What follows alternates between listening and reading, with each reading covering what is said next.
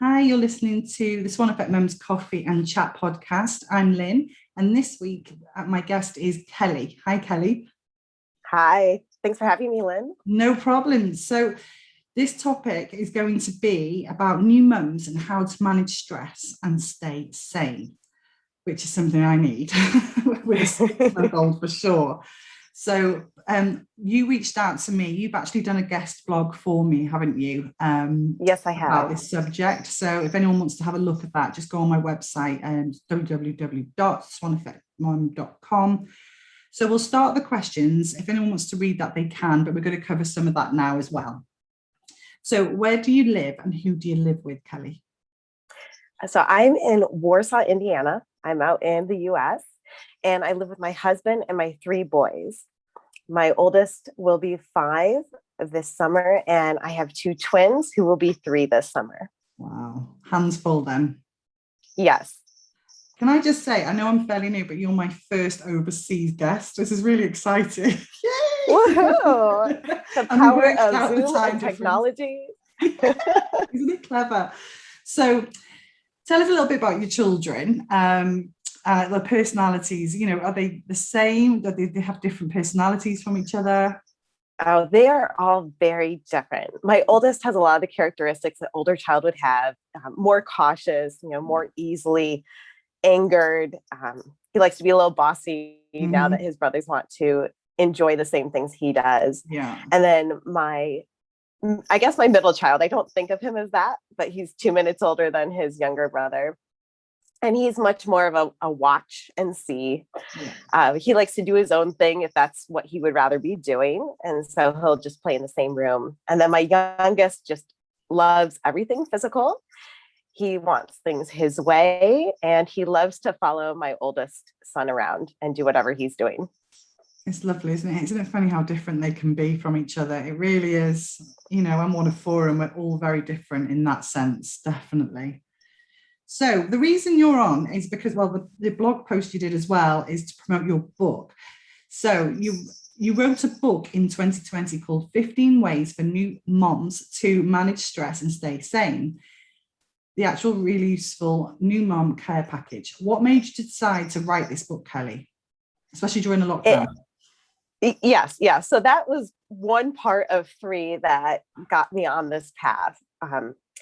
I am a very active person, and so I usually got the boys out every day. And then being home, I just felt more overwhelmed than normal. And I decided I wanted to channel some of that into something else. With the time when they were napping or after they're in bed. I didn't want to just watch a television every night for who knew how many weeks that was going to be at the time.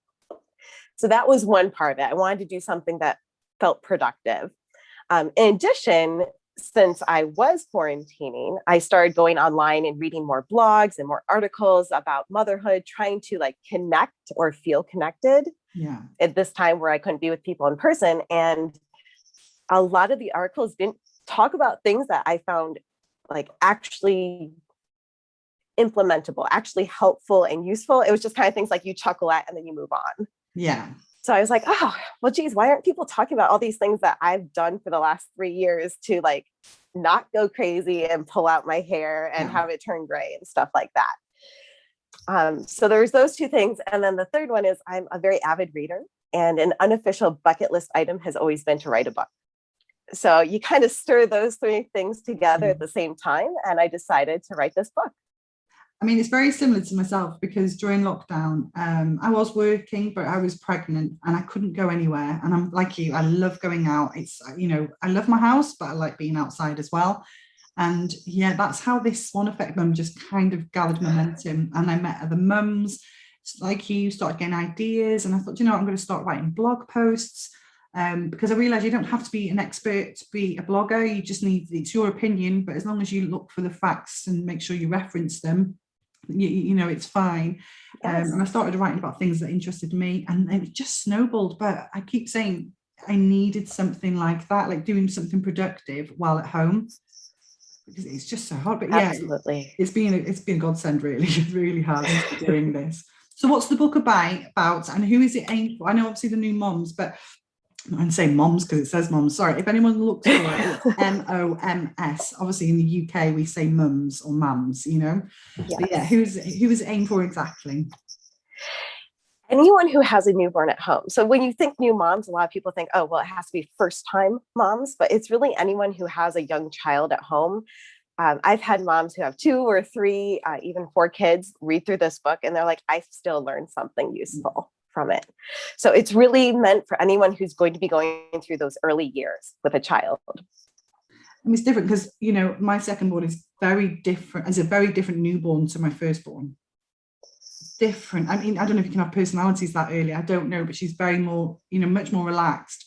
And we keep saying, oh, she's not doing what Fion did. And it's hard because they're not the same. You just assume that every newborn is the same, isn't it? And they're not. So yeah, you do sometimes need to go back and look through the books and just say, help, I've forgotten. Yeah, it's like you thought you knew what you were doing, and then you're like, well, no, I got to handle this differently now. No, I haven't got a clue.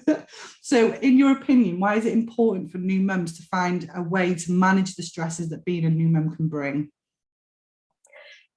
We always talk about how with your children, like it's important they get their naps. It's important they get a healthy diet because they will act better. We sometimes forget that, but it's the same way for us. Yeah. When I was thinking about this answer, I actually thought of the Snickers commercial that came out a few years ago. I don't know if you guys have seen that in the UK, but Snickers did a whole bunch of segments on how when you're hungry, you're not yourself. Oh, and yeah. They had different famous actors. Yeah. Yeah. So so when you're hungry, you're not acting like yourself. And if you're not doing the self-care that you need, you're not acting like yourself. And that just makes parenting so much harder than it already is. And it's already hard to start with. Yeah. I think I found, I didn't really think of self-care until I had a child, and you realize you don't have any time for yourself. And it's so important to do it, really is.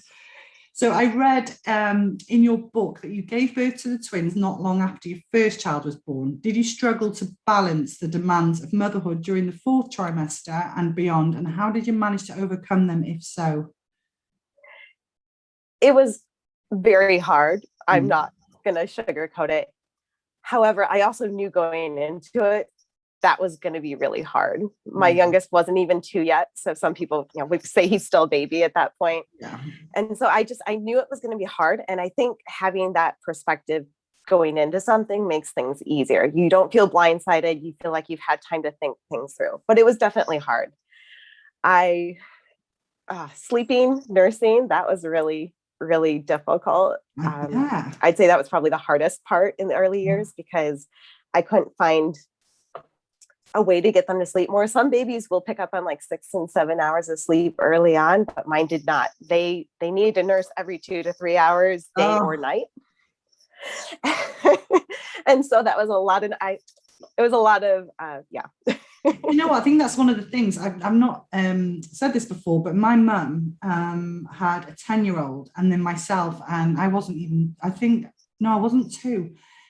So she gave birth to her 3rd baby very early. I think she was at 30 weeks pregnant. So it was quite shaky. And my brother came out and she's like, great, I've got a son, 2 girls and a boy, fantastic. And they said, oh, sorry, you've got about another 10 minutes before your next baby is delivered. Can you imagine? I mean, this is 1983 now. Yeah. And my mum said, sorry, what do you mean are the baby? Well, you are the baby, you're the twin. And she said, I'm not having twins. And I said, you are definitely having twins. She had 12, you said 2 minutes apart between your boys.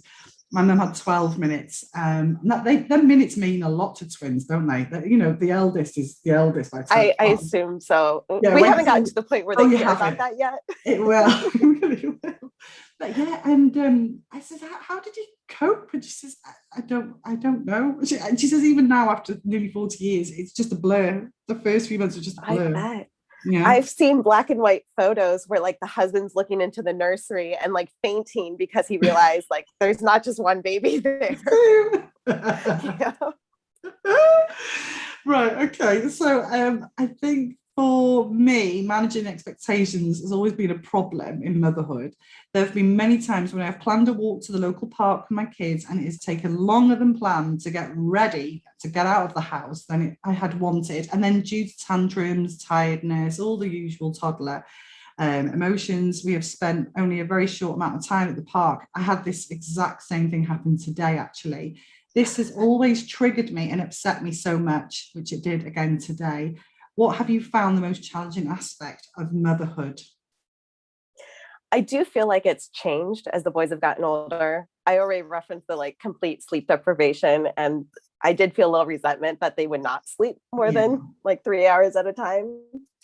But right now, I actually struggle more with embracing the one-on-one time I could have with Yeah. each child.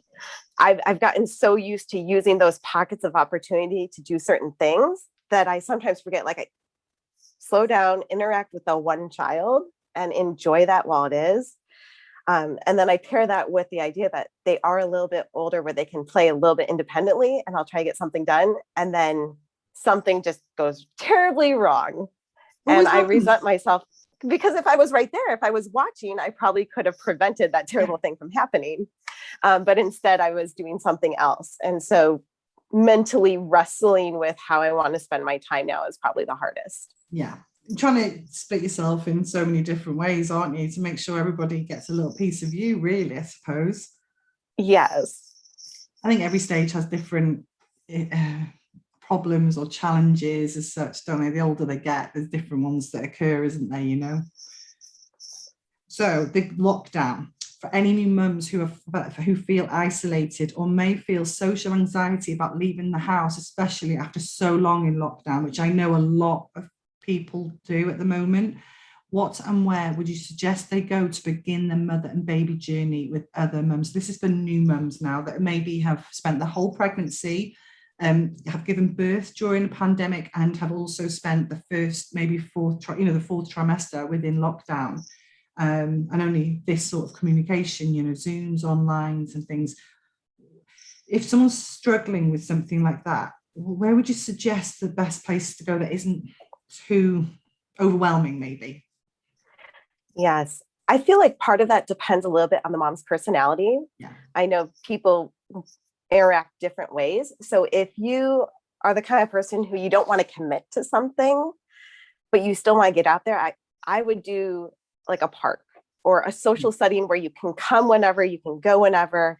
Your kids are going to keep you from having like long conversations. You can easily back out of things if you don't like where that's going, and you don't have that social pressure to be doing something specific. Yeah. But on the other hand, if you need a reason to leave the house, I wholeheartedly suggest a class that your baby can participate with you, whether it's like a mommy and me exercise class or a music together type class.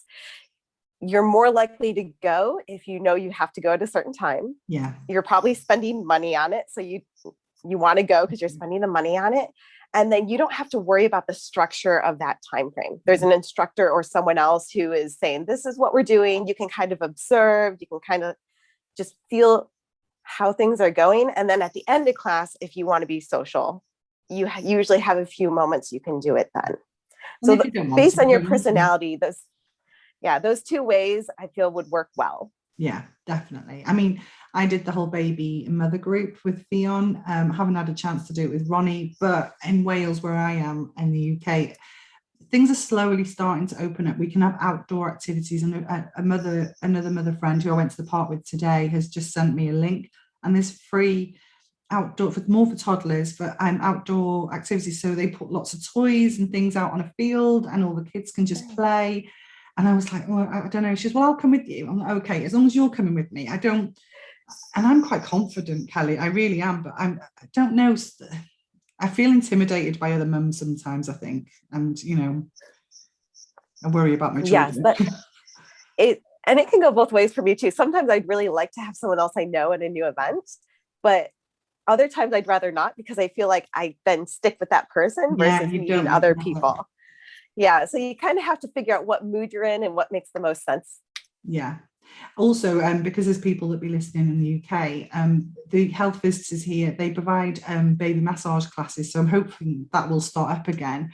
I think I've missed the slot now with Ronnie, my daughter, but I went to them. They were free, and the health visitor said, you should really go. It's good for you to go out. And I really enjoyed it. And actually, I've made quite a few friends from there that I'm still kind of in touch with, online, but we're still talking and it's been lovely. So that's another thing for anyone listening now in the UK is baby massage classes are great for that sort of thing. And also the That sounds bonding. awesome. Yeah, it is We should really get great. those. Yeah, they do have the online ones during the lockdown, but they weren't really the same. But it's a bit difficult when you've got a laptop and oil and things, baby. But yeah, if you go to classes, yeah.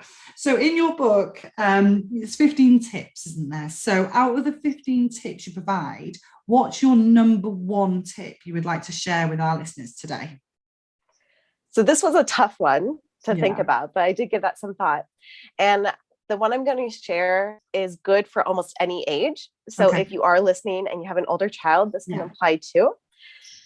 And the idea is you want to reduce your need to say no to things.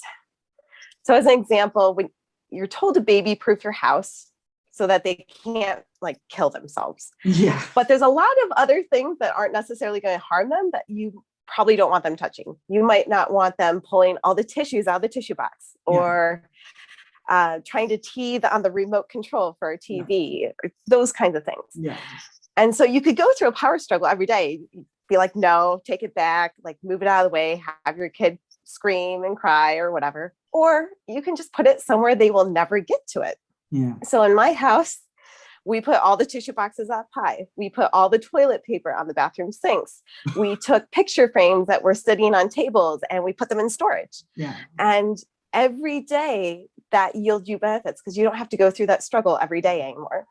It's hard when you do feel like you're saying no so many times in the day, and you just feel like what a negative approach that is all the time.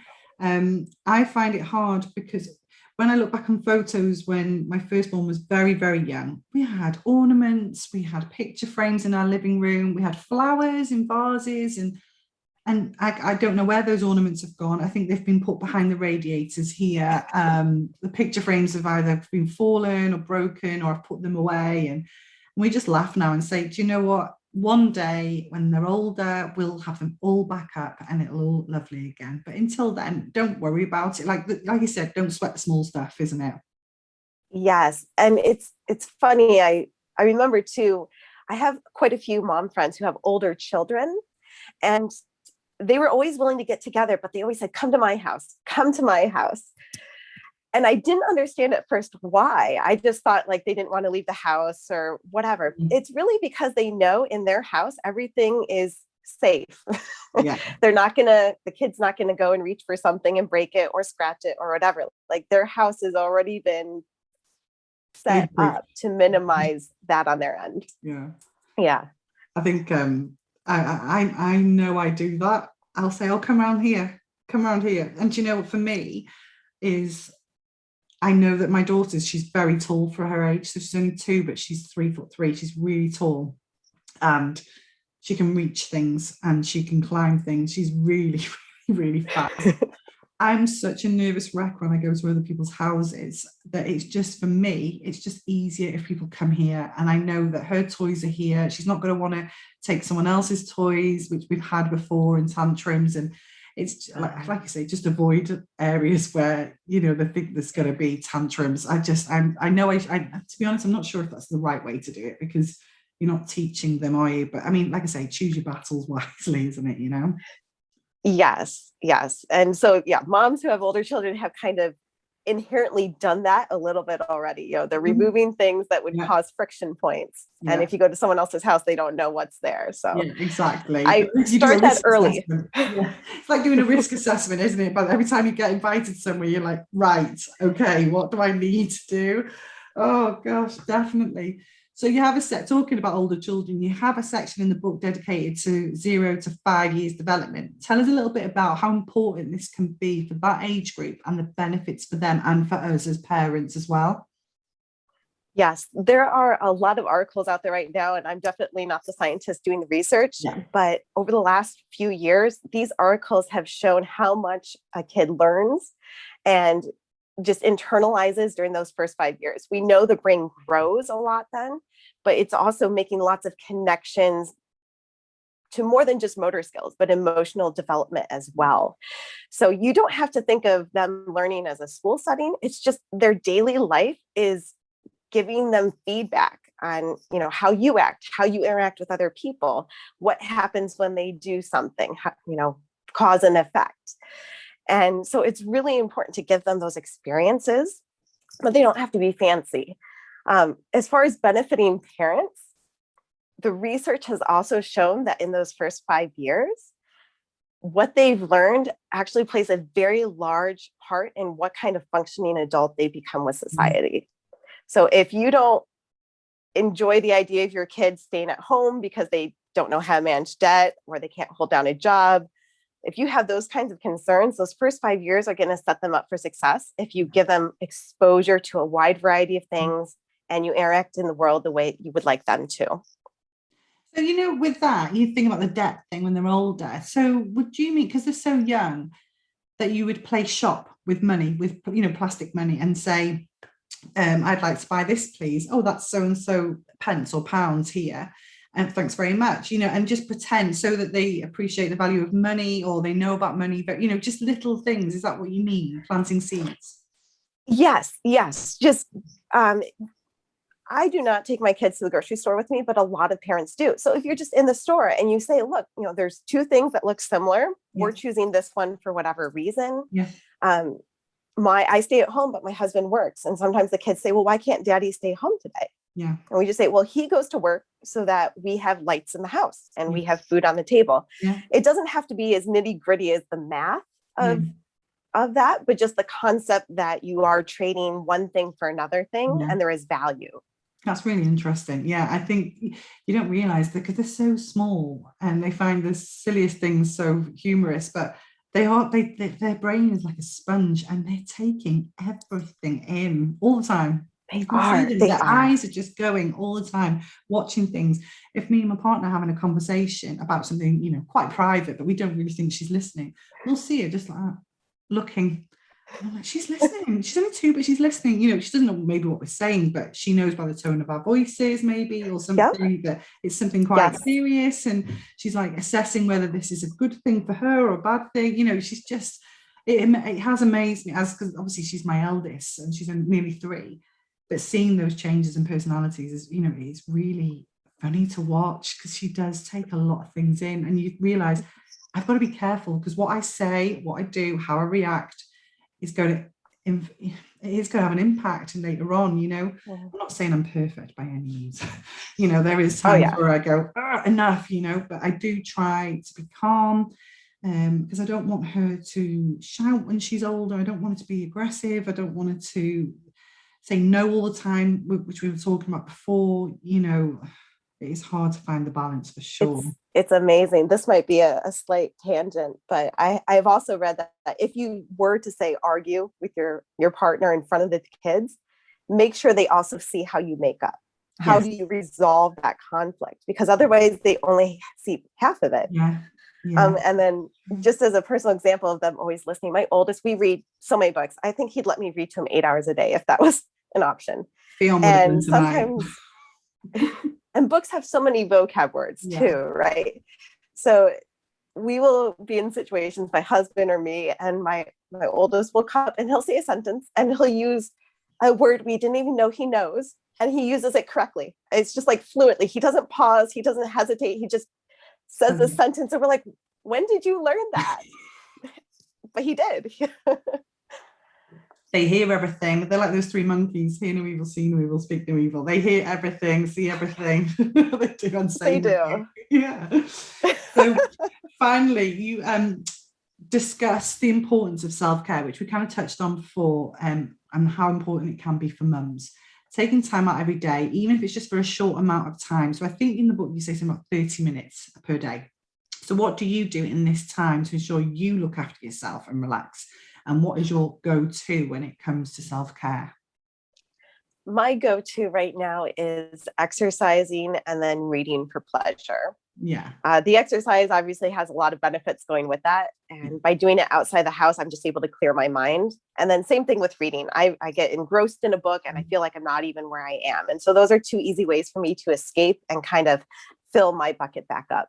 Yeah, I mean, everyone has different. I was talking to one mum on another episode, and I asked the same similar question, and she said, "I like to get in the bath and watch TikTok videos." I said, "Really?" Yeah. I says, "Well, that's fine." She says, "It's just I switch off. I'm just watching something else. I'm not thinking about anything. I'm just enjoying watching videos." And Yes. I thought it's so different for everybody how they relax. I've got a friend who likes to run 10K in an hour, and that's her self-care. She says, I can switch off. I think for anybody it's just switching off, isn't it? For the mums, I mean, the whole point of your book is how to stay sane, and it's a lot you Yes. can. I don't think there's any judgment on any new mums. I mean, even though we all feel it, and I do a lot. If you say, look, I want to go to the shop, but I'm going to go on my own, if you're all right with the kids. And it's my partner would be like, yeah, it's fine. But for me, I'm like, oh, I feel, should I take the kids? I should really want to take my kids. And it's just constant battle in your head. And there's no, everyone feels it. You've got to have that time out. Like I said, to stay sane. Otherwise, it's not going to be beneficial for your children. Yes. So I mean, you got to use that self-care time as something that would actually help you, something you enjoy. Don't say, Yeah. oh, just because someone else does yoga, Yeah. that's how I need to do it. Yeah. Find what's important for you, isn't it? For sure. So if you want to, if anybody is interested in this book, do you want to plug it here and tell people where they can read it? I believe there's a paperback and an ebook. Is that correct? That's correct. Okay. And every division of Amazon, every regional area has it. So it doesn't matter if you're in the US or the UK or Germany or whatever. So that's a real easy way. And then it should be available on most ebook readers, such as like Apple. I'm not sure what's in the UK, but Kobo and Scribd and all those major ebook platforms have it too. So if you want to get it that way, you can, but paperback, Amazon's probably the easiest. Okay. So it's also on your website. If they went on your website, they could find it. Is that right? Yes. It'd be harder to ship to the UK because I don't have that set up, but you can find the information on my website as well. Just thinking, if somebody's listening and they're not watching it, what I'll do is I'll put the link on the description on the YouTube video, but if it's podcast, they won't hear. So if anybody wants to visit the website and have a look, and then they can see what it looks like, things like that, and then they know where to look for it. So do you want to just tell people what your website address is? Yes. So the website address is 15waysbook.square.site, and 15 is the numerical 15. So 15waysbook.square.site. Lovely. And I've got another question, Kelly, actually. Sorry, this isn't on the list. It's nothing, don't worry, don't panic. It's just an easy question. So you've written this first book now, and I know it's only new, but have you got the bug now? Do you want to write another one? Several people have asked me that, and I've started to debate. I think it would be fun to write a version of this, like geared towards dads. Yeah. Yes. And I think that would be really useful. The downside is I'm not a dad. So everything I put in my book has been my experiences, my personal interactions. So if I were to do this with the dads, I think it would be a larger undertaking because I would need to consult the male side of things. It would be so interesting. Anyone that listens to my podcast, excuse me, I've got a bit of a sticky throat, will know, excuse me, coffee, will know that I'm such an advocate for dads. I've just interviewed a dad who co-parents, and his first thing said to me was, excuse me, sorry, I've got a cough, I'll edit it out. Excuse me.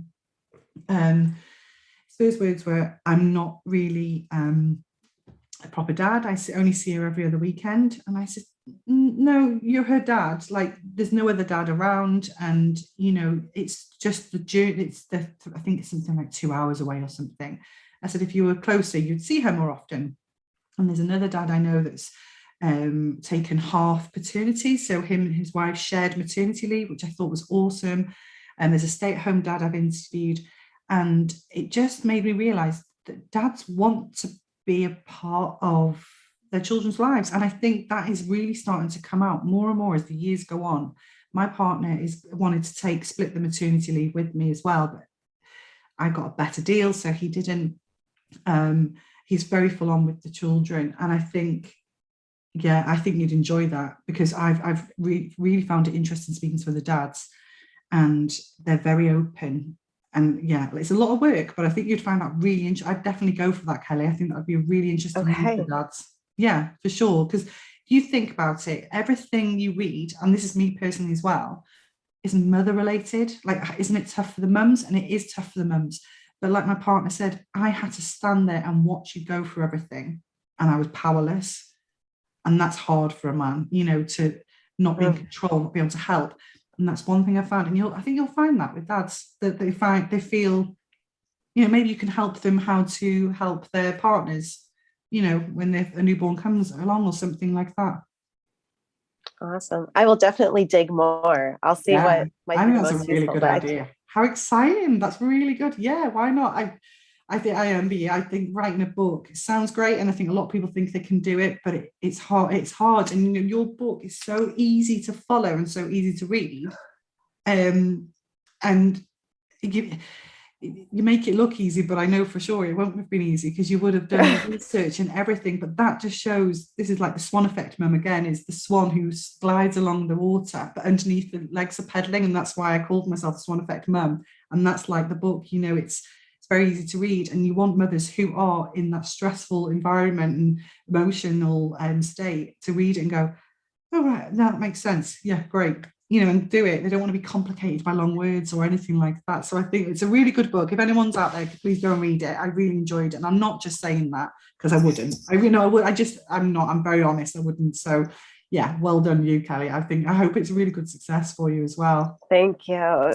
That was the whole point of the book. I figured if Yeah. I was going to share the knowledge, I needed to do it in a way that moms could handle. Yeah, exactly. Definitely. Well, thank you ever so much. It's been really interesting talking to you. Yes, it's been great playing a face with the name. That doesn't Yeah. always happen. Yeah, no, it's lovely. Oh, thanks very much for being my guest. Take care. You too. Bye.